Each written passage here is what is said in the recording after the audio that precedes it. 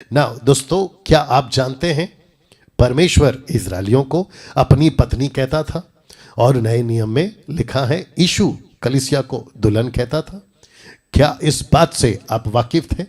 अगर नहीं थे, आज आपके दिमाग में ये बात को लेकर आए।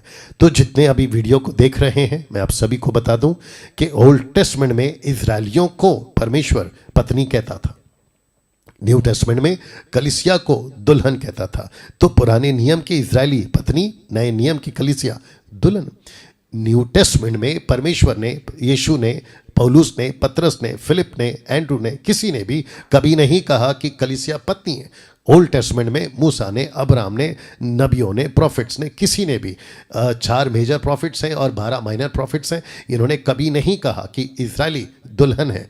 साफ लिखा है इजरायलियों को पत्नी, कलीसिया को दुल्हन। तो जिसके चलते मैं चाहता हूं कि आपके बीच में मैं जल्दी से ये बात को रखूं कि कलीसिया, माफ करना, इजरायलियों को पत्नी कहां कहां कहा गया है। यशायाह की किताब उसका 54 का 5, आइए पढ़ते हैं। क्योंकि तेरा कर्ता, तेरा पति, शब्द को ध्यान देना, तेरा पति, उसका नाम सेनाओं का यहोवा है, इजरायलियों का पवित्र, तेरा छुड़ाने वाला है, वह सारी पृथ्वी का भी परमेश्वर कहलाएगा।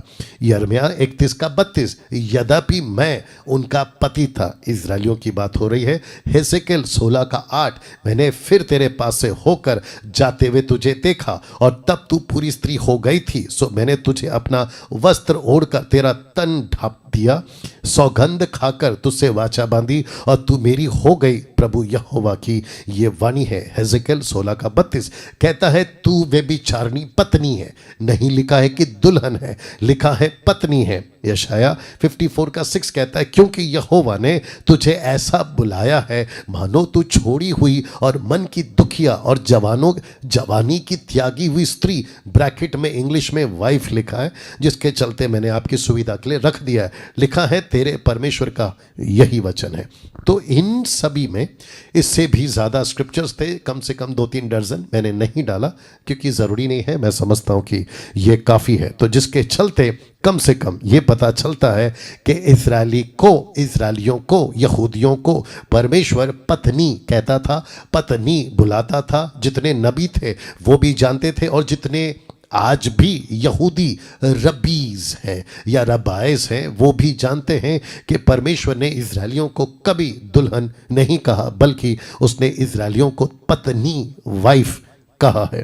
नाउ इसको देखिए, मरकुस 2 का 19, मार्क 2:19, यीशु ने कहा जब तक दुल्हा बारातियों के साथ रहता है क्या वह उपवास कर सकता है? सो जब तक दुल्हा उनके साथ है तब तक वे उपवास नहीं कर सकते। तो यहां यीशु खुद को दुल्हा कहता है। आइए देखते हैं दुल्हन कहां लिखा है। यूहन्ना की किताब उसका 3 का 29 में लिखा है कि जिसकी दुल्हन है वही दुल्हा है, परंतु दूल्हे का मित्र जो खड़ा हुआ उसकी सुनता है, दूल्हे के शब्द से बहुत हर्षित होता है, और लिखा है अब मेरा ये हर्ष पूरा हुआ। तो दुल्हा और दुल्हन का कॉन्सेप्ट आपको यहां पे अभी तक पता चल गया।